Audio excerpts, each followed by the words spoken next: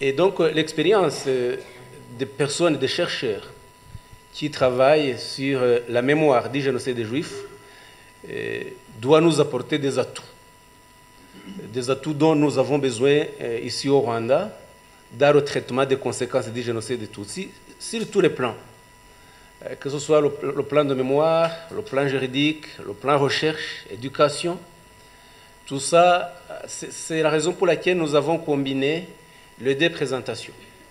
La présentation sur le génocide des Juifs et la présentation sur le génocide perpétré contre les Tutsis au Rwanda.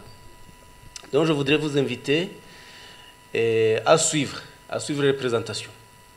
Il ne faut pas penser que parler du génocide des Juifs ne nous regarde pas. Non, ça nous regarde. Et pour la raison que je viens d'expliquer, ce sont les deux crimes de masse majeurs qui ont marqué le XXe siècle et qui s'inscrivent aussi dans l'histoire criminelle que nous devons traiter. Ici, il y a des agents qui travaillent sur les mémoriaux, ici dans le pays, et un certain nombre de questions qui leur sont posées est liées justement à cette similitude entre ces crimes-là. Et très souvent, ils sont jeunes, ils n'ont pas de connaissances suffisantes pour pouvoir répondre à ce genre de questions. Donc, un moment comme celui-ci est une occasion importante pour pouvoir acquérir des connaissances. Donc, je vous invite à suivre et surtout à poser les questions. Il n'y a aucune question bête. Posez les questions telles qu'elles vous traversent dans l'esprit, afin de pouvoir bénéficier des connaissances et des compétences des formateurs qui sont ici. Mais on a aussi des agents qui travaillent au sein du ministère lui-même, à son siège, dans différents postes. Ces personnes-là ont aussi besoin de connaissances sur le génocide, sur la mémoire, sur l'éducation, parce que l'une des missions du ministère, c'est justement de ressouder le tissu social rwandais qui a été brisé. Et le ressouder signifie d'avoir des connaissances nécessaires pour comprendre l'événement, pour comprendre le phénomène qui nous a affectés. Ceci pour dire que toute personne, malgré les différentes fonctions que vous occupez, est concernée par la présente formation. Le deuxième point de vue que j'aimerais souligner en ouvrant cette formation, c'est le rôle du mémorial de la Shoah, le rôle particulier. Parce que le mémorial de la Shoah dispose à Paris d'une exposition permanente sur le génocide des Tutsis. C'est l'une des rares institutions dans le monde qui a compris l'importance de travailler avec le Rwanda pour la conservation de la mémoire, pour sa reconnaissance et aussi pour la formation. C'est donc important pour vous de reconnaître, d'être au courant de ça, de cette information-là. Parce que nous sommes confrontés à un phénomène de négationnisme qui grandit et qui est accentué par l'utilisation des réseaux sociaux.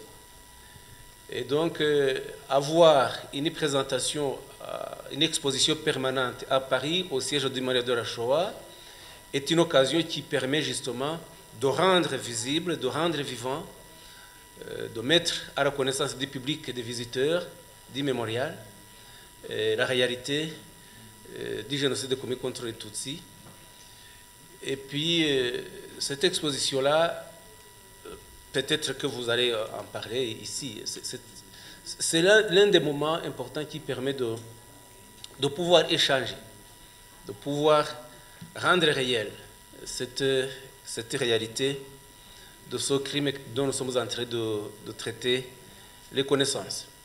Pour finir ma petite allocution, j'aimerais encore une fois, comme Bruno l'a souligné, dire ma reconnaissance à un certain nombre de personnes qui ont permis que ce partenariat puisse se tenir et se concrétiser.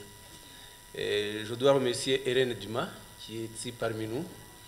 Je sais qu'elle est modeste, elle n'aime pas tellement les congratulations, Mais quand on a fait de bonnes choses, de bonnes œuvres, il est aussi important qu'on puisse le dire publiquement.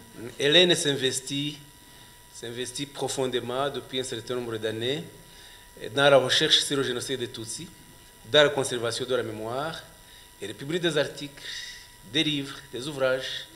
Elle nous amène des amis, des jeunes qui d'abord s'intéressent au Rwanda, mais qui entrent dans la recherche sur l'histoire du Rwanda, sur le génocide des Tutsis, sur les sciences sociales dans l'ensemble, sur l'anthropologie.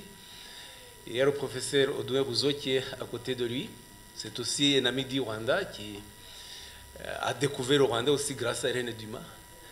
Et vous voyez, donc quand on a des amis comme ça, c'est quelque chose à laquelle il faut se féliciter. Je dois en même temps remercier nos amis d'Ibuka France, dont Marcel Kabanda est ici.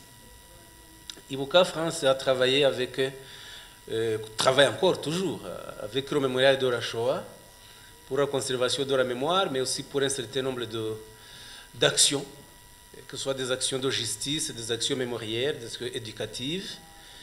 Et il y a pas mal d'amis qui sont venus ici au Rwanda grâce à Ibuka France. Il faut que ce genre de partenariat puisse se perpétuer. Et voilà, le maire de la Shoah, là je l'ai dit, si j'ai oublié quelqu'un... Ah, il y a nos amis aussi qui nous viennent de Belgique, parmi le professeur Kotek. Et en Belgique, on a aussi des chercheurs qui, comme Jean-Philippe Schreiber et bien d'autres, qui travaillent depuis déjà un certain nombre d'années sur le génocide des Tutsis. Ceci pour vous dire qu'un séminaire comme celui-ci est un moment, une occasion de pouvoir élargir, approfondir ces contacts, ces relations qui sont très utiles pour la conservation de la mémoire et la protection de l'histoire. Voilà, je voudrais vous inviter à être très attentifs pour ce colloque et vous souhaiter plein succès